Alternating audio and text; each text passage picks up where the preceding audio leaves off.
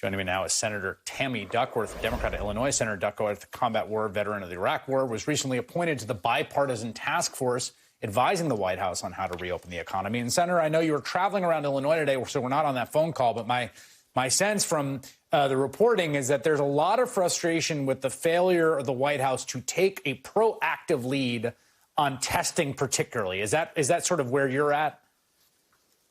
That is exactly where I'm at. And, really, the numbers that they've been giving us on how many test kits are available and how many are going to be getting out to the states have just never been consistent, and they've never delivered on anything. Look, bottom line, if you are a parent right now with a 5-year-old child like I've got, you just want your kid to be safe. You want your children to be safe. If you're jobless, like I was, like my dad was when I was a teenager, if you were hungry like I was when my dad didn't have a job and I was, reliant on food stamps.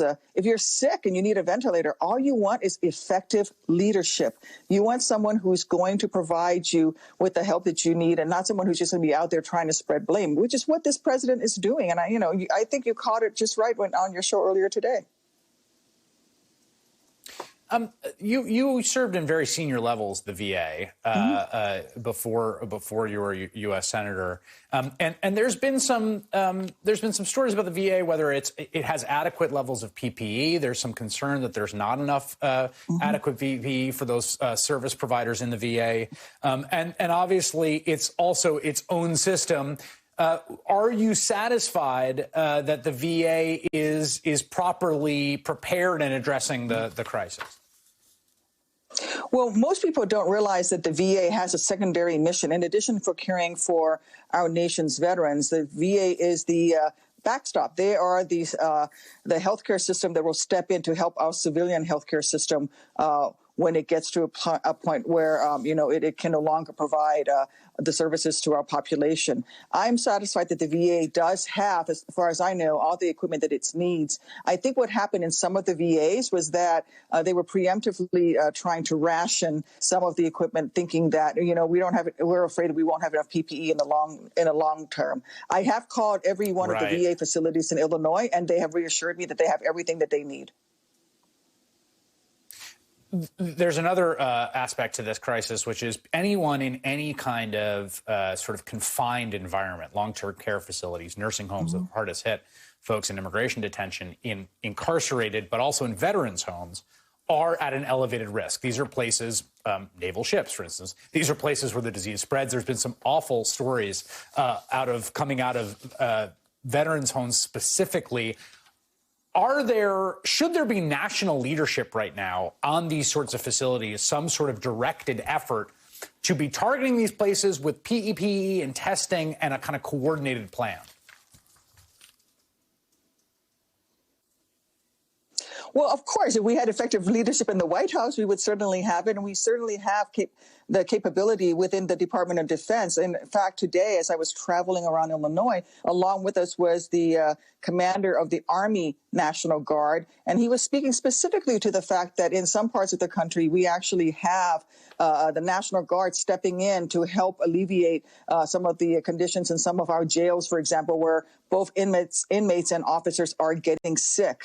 And so the National Guard has been stepping in. If you were a true leader and you understood how the DOD worked and the capacity that there is in the National Guard and the skill sets that are there, you would actually be able to mobilize that. But then again, this president has failed multiple times. He still really hasn't implemented the Defense Production Act that would actually allow us to take control of the medical supply system, the logistical supply system, the way the Obama-Biden administration did when we activated it to fight Ebola. It can be done. It has been done. And this president simply is failing in his role as commander-in-chief and not even, providing effective leadership in the civilian capacity.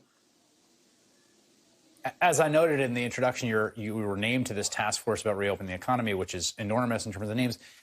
Is it a real thing? Like, what is the task force? So can I tell you that I wasn't even asked. I literally found out the day before that maybe there was going to be this task force, and they thought my name was on the list. And then later on in the evening, on Wednesday evening, I was told, oh, no, actually, you're not on the list. And then Thursday morning, we got an email from someone in the White House, assistant to assistant to an assistant somewhere who said, okay, you're on the list of phone calls at this time. And I called in, and the whole time the president kept saying things that we know were not true. He said, we had plenty of test kits. We do not have enough test kits. He said that we have done more tests in this country than any other country in the world. That is not a true statement. Listen, I think that there's bipartisan support on the task force with my colleagues on the other side of the aisle that we can move forward. And there are a few things that I am insisting that we do. One, we need more widespread testing.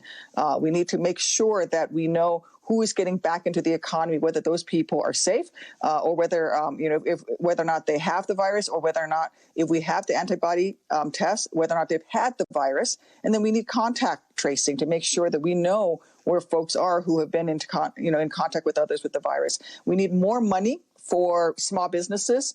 If you're a small business and you've been banking with a small credit union or co-op or something like that, you missed out on this money that went out for small businesses. I want to make sure that if we're going to move the economy forward, we do it in a methodical way, and we don't do it in such a way that in 2 weeks or a month, we're going to have to shut everything back down again. That will do so much more harm to the economy than if we were to move forward in a very systematic way. And of course, we have to get help to the healthcare providers, our hospitals. Yes, and that I know that's been a big Democratic priority in this next round of negotiations. Senator Tammy Duckworth coming to us from Chicago, Illinois. Thank you so much. Thank you.